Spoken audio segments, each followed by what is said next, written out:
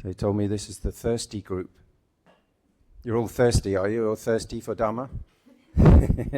You come here on Thursday because you're so thirsty. Outside we've got the hungry goats, inside we've got the thirsty Dhamma practitioners. All that COVID and everything, you're all still thirsty for Dhamma. Great. Everyone comfortable? Great. Let's see. All right. So soon we'll get. Has everyone had a good week? Everyone had a good. Managing to practice and sit a little bit here and there. 10 minutes, 30 minutes, 20 minutes. Just make a little bit of time, and it will add up. With the support of the group. I was very pleased to see we've now got a WhatsApp group. So it's very easy to communicate and share. So all of these talks I'll record and then share on the group. So you can just listen back if you didn't hear something, or you were sleeping, or you were or you're just meditating and you missed something, or you want to hear it again. You can just play and that. And then people who like reading, some people who love to read, I will get it turned into a script, so you can easily just read back and then do it in slowly and absorb it. So then it also can go in deeper. You can reconsider it. And the other talks as well. There's this is number 3. So we should begin by the sila. It's paying homage to the Buddha, the Dhamma, the Sangha, 3 times to make it go deep. And then we should also take our precepts, 5 precepts. And then I'll do a 30 minutes or 20 minutes Dhamma talk, a little bit of time for some question and answer. And then we'll do a 30-minute sitting.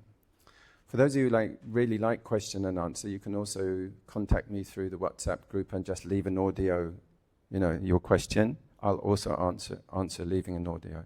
So if time is too compressed now and you don't want to share in front of other people, but you have questions, we can work that. Let's start with paying homage to the enlightened Buddha. Namo tassa bhagavato arahato samma sambuddhassa. Namo tassa bhagavato arahato samma sambuddhassa. Namo tassa Bhagavato arahato samma sambuddhassa. Buddhaṃ saraṇaṃ gacchāmi. Dhammaṃ saraṇaṃ gacchāmi. Sanghaṃ saraṇaṃ gacchāmi. Dutiyang pi buddhaṃ saraṇaṃ gacchāmi. Dutiyang pi dhammaṃ saraṇaṃ gacchāmi. Dutiyang pi sanghaṃ saraṇaṃ gacchāmi. Tatiyang pi buddhaṃ saraṇaṃ gacchāmi. Tatiyang pi dhammaṃ saraṇaṃ gacchāmi. Tatiyang pi sanghaṃ saraṇaṃ gacchāmi. Tisaraṇaṃ kamanaṃ nititaṃ. Amapante panatipata verapmani sikkhapadang samadhiyami. Adina dana verapmani sikkhapadang samadhiyami. Kamesu miccācara verapmani sikkhapadang samadhiyami. Musawada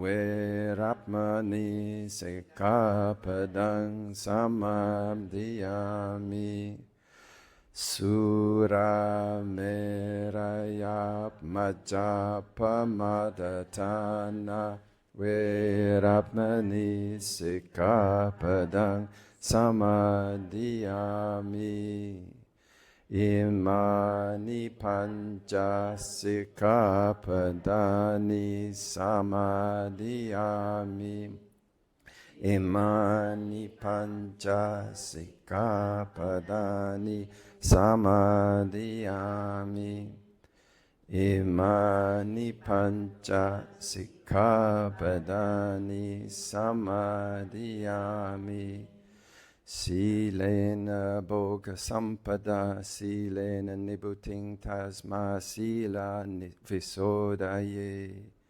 Sadhu, sadhu, sadhu. Okay, so just relax your body and just breathe. Listen attentively. Make yourself comfortable so your joints aren't in strong pain. You don't get any benefit or extra points for hurting more.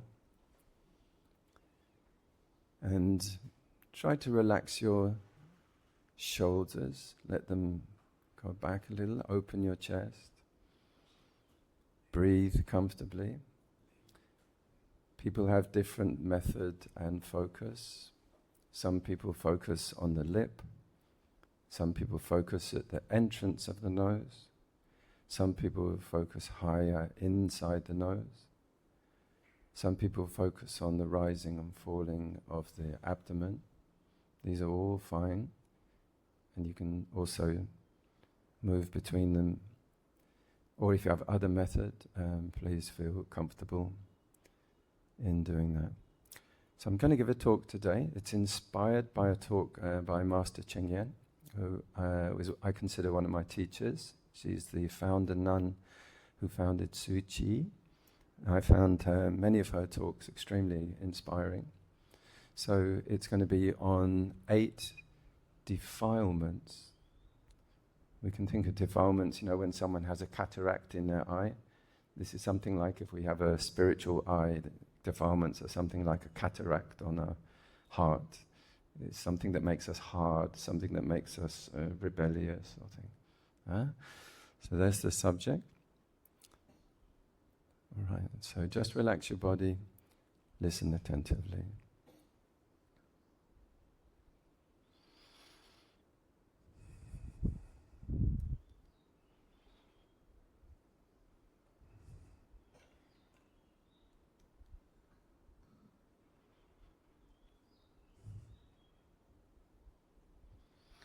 Bodhi hearts, we're so lucky to be the heirs to Bodhi hearts. The surroundings here, they're so calm, they're very clear and green. But ask yourself, is our sincerity as vast and calm and clear as this universe we have here? We say we're taking vows that are as vast as the universe, that they should remain unwavering for countless lives, or for many eons if we do it properly. The timeless state of mind is what we Buddhist practitioners seek. So we must enter onto the broad, noble path, even if our minds feel like, well, they're not defiled, my heart's clear. Even if we know that we do have defilements, we want to live among people and sentient beings and not yet be swayed by mundane states. Although that we live in the sensory realm, our minds can transcend defilements. It is very important to transcend the confusion of the sensory realm. But how can we escape this impure, defiled, and mundane realm? That is what we must learn. Buddha taught that there are 5 people and objects worthy of respect. 1, the Buddha himself. 2, the Dhamma teachings. 3, the Sangha community. 4, our teachers. And 5thly, our parents. He also taught to always cultivate generosity, kindness, compassion, and unconditional love. Buddha extended his protection and empowerment into this world where a great many are in need. People are lacking resources, people are less fortunate. There are those in poverty. There are those who are sick and ill. There are animals which need our care. They need kindness and not cruelty. Conversely, there is phenomena of disrespecting these 5 people and objects. Conversely, there are behaviors and attitudes which result in neglecting to protect and assist those in weakness, misfortune, those lacking resources, awareness, lacking wisdom or insight. These 8 defilements may cause all kinds of wrongdoings. So we have these 8 defilements to learn about. 8 defilements are 8 types of contamination, toxicity. These defilements are indecencies that pollute us. So when we talk about the 8 defilements, there are these 8 main types. 1, disrespecting Buddha. 2, disrespecting Dhamma. 3, disrespecting the Sangha. So collectively, disrespecting the Triple Gem. 4, being unfilial to parents. 5, disrespecting teachers. 6, not helping the poor. 7, not assisting the sick. And 8, having no mercy for suffering animals. The first 3 are about the defilement of disrespecting the 3 treasures, being unwilling to praise or affirm them, having evil thoughts, unwholesome intentions. This means that the people not only refuse to believe because they have no faith, they are unwilling to pay respect. They are unwilling to express their faith, with actions, with speech, and with thoughts. Not only are they unwilling to bow and praise, their minds also bear unwholesome thoughts. Their threefold karma, actions, speech, and thoughts, are defiled. So without a pure mind, our threefold karma is already defiled. The fourth is being unfilial to parents. Where did our bodies come from?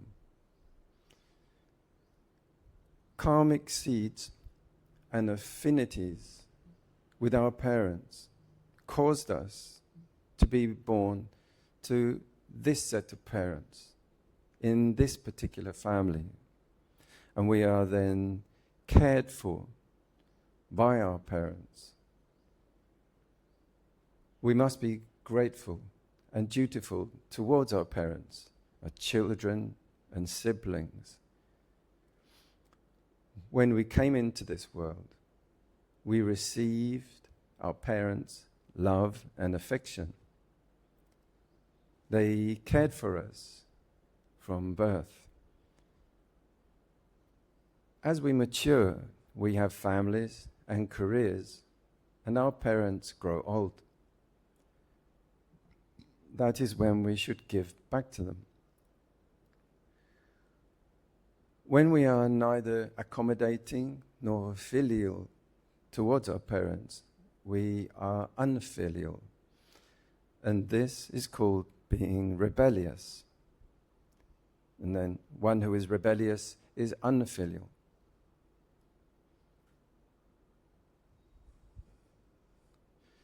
So the heart is already defiled when one is uncaring and unprincipled.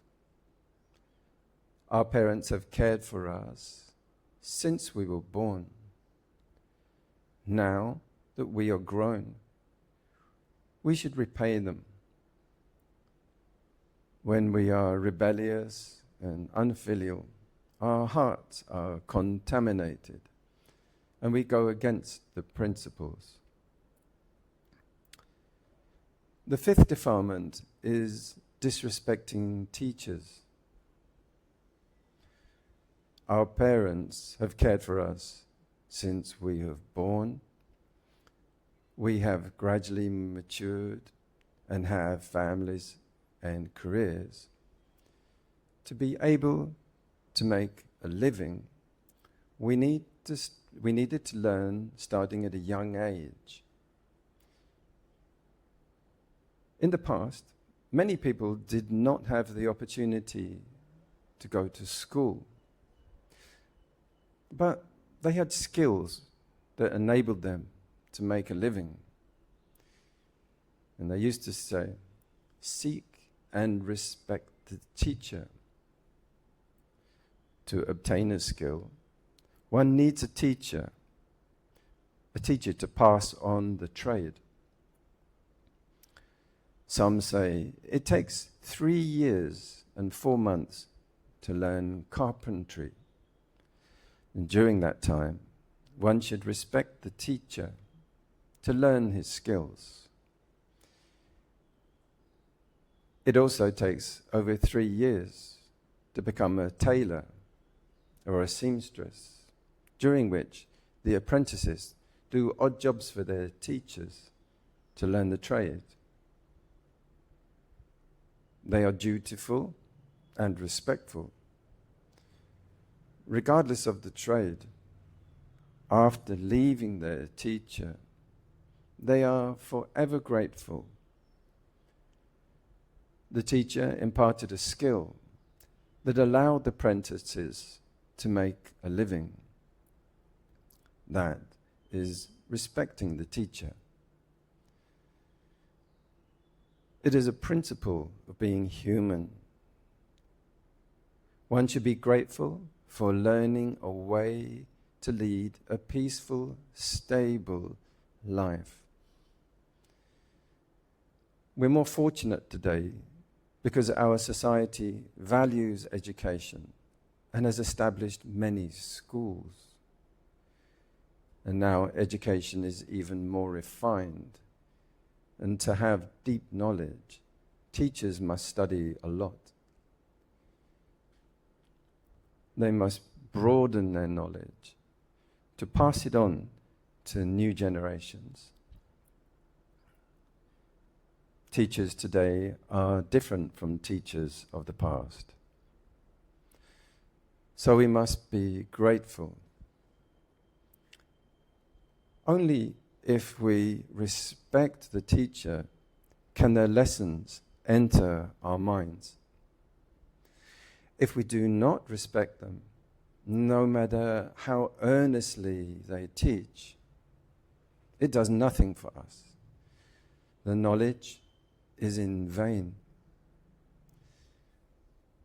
When the mind is defiled and polluted, craving fun and entertainment and wasting time, then one cannot learn.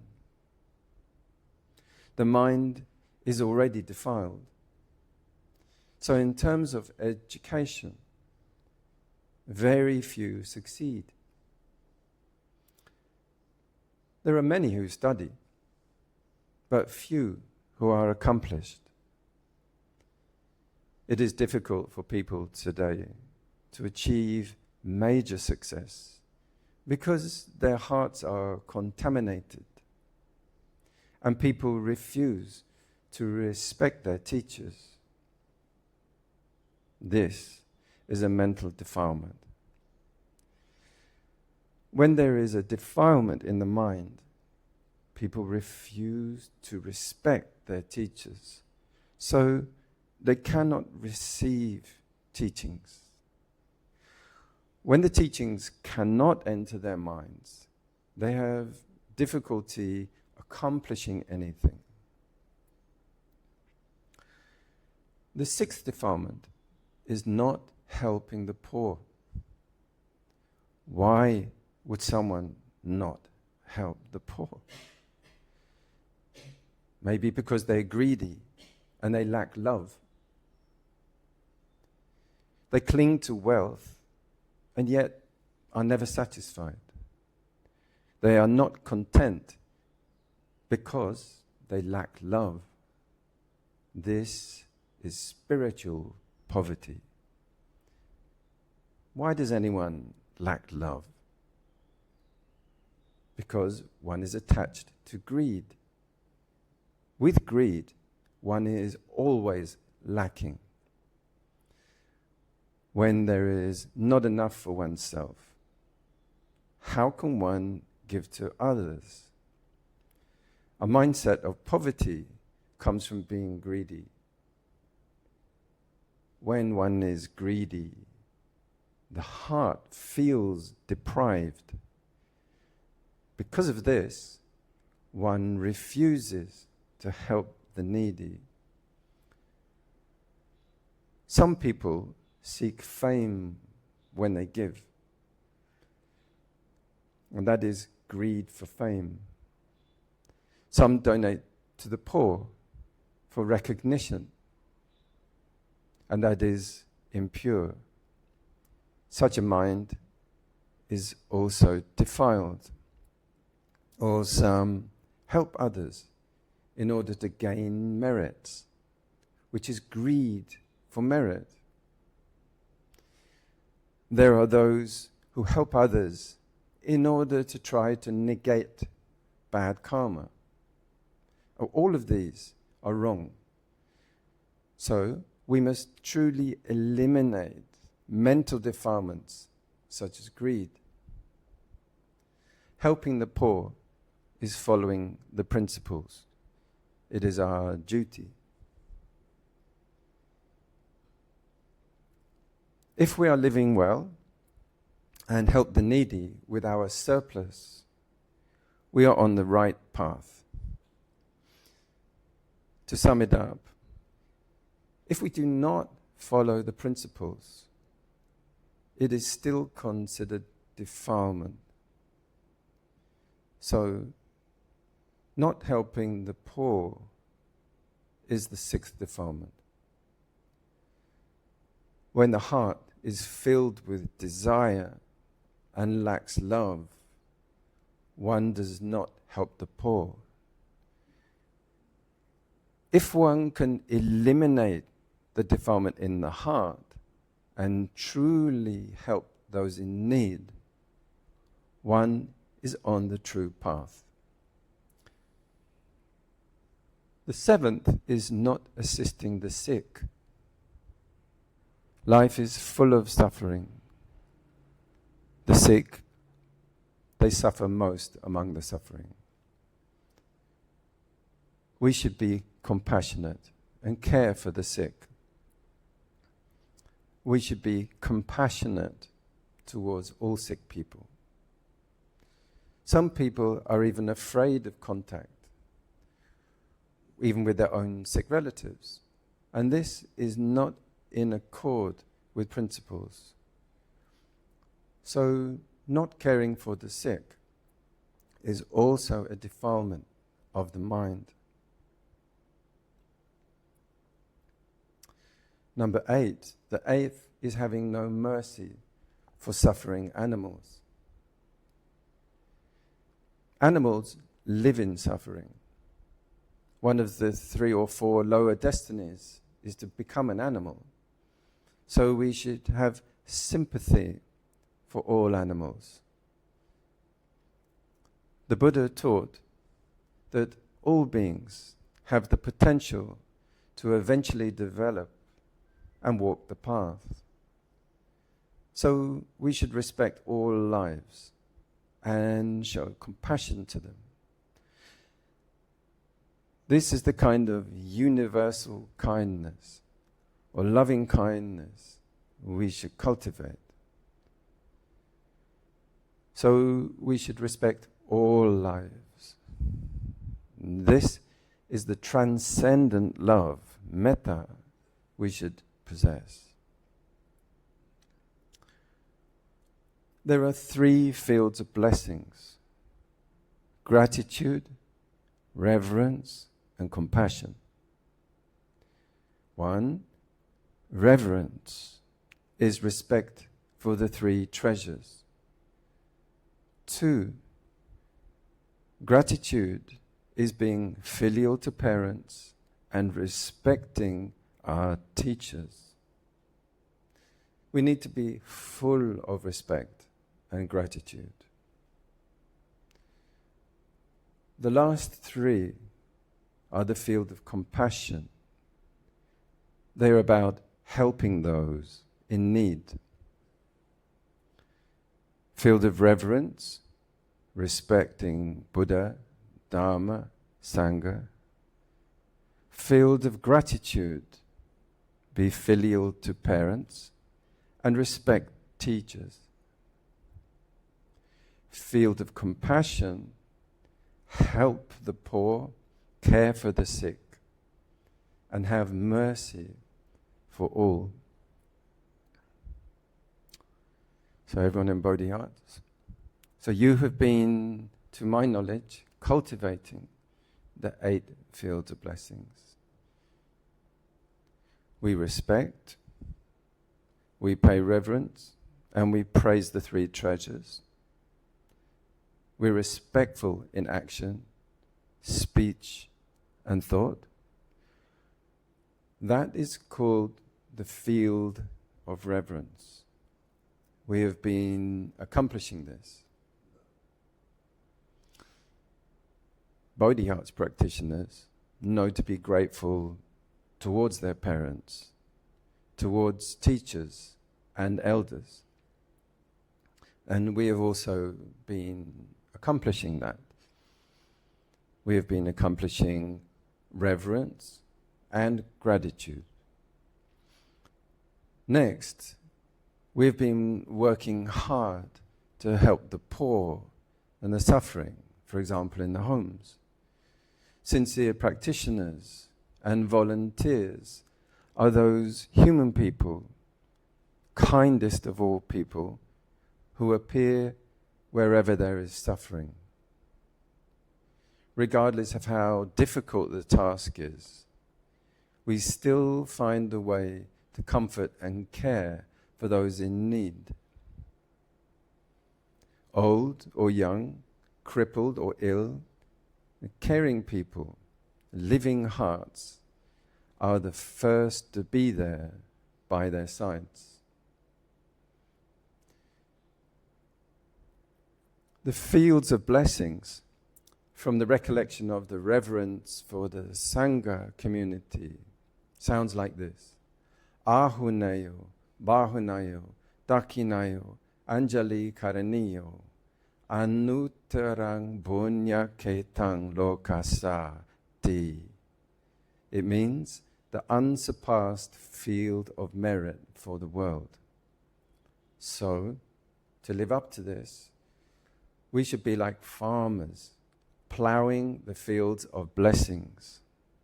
But with a defiled mind, not only do we refuse to create blessings through our actions, we are disrespectful, ungrateful, and uncompassionate towards sentient beings. If we split up these three, then there are 8 types of defilements which easily give rise to karmic suffering. So everyone, question, from where does karma arise? Mostly from defilements of the mind. Defilements of the mind go against the truth. How do we thoroughly comprehend the truth? By adhering to the principles.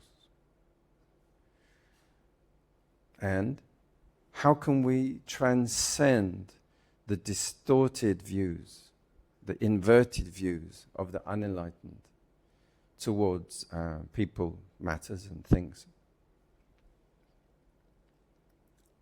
We apply these principles while dealing with people, dealing with matters, and dealing with things. If we can do this, we will not be tainted by these defilements, but will remain calm and lucid with vast vows and unwavering conviction. There are many fields of blessings in the world for us to cultivate. What we really need are living hearts, good people at first, to mindfully tend to these fields. So, everyone, please mindfully cultivate the field of blessings in your heart. We must always be mindful. Sadhu, sadhu, sadhu.